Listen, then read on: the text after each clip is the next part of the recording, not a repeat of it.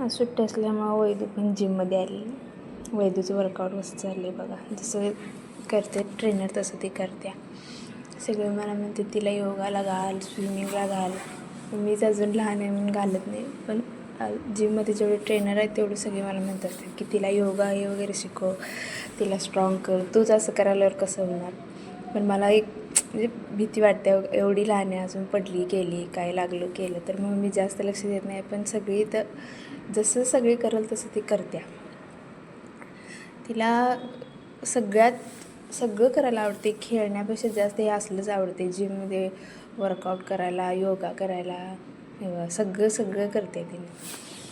तर ती काय करते काय तिचं तिला माहीत, पण करते सगळ्यांसारखी करते. आणि तिला बघून आणि भारी वाटते की बाबा आम्ही कधी केलं नाही ती मुलगी करायला लागली असं वाटते. पण आजकाल असं दुनिया नाही की तिला एकटं सोडायला पाहिजे, हे करायला पाहिजे, त्याच्यासाठीच भीती वाटते. पण नाहीतर असं मस्त वाटते की पोरगीला हे करायला घालावं, ते करायला घालावं, इथं तिनं हे करावं ते करावं. पण आजकाल जे होतं आहे ते बघून एवढं म्हणजे मनात भीती बसल्या ना, मुलगीला तेवढं कुठं सोडू वाटत नाही. आणि एकटं तर कुठं सोडूच नाही मुलांना.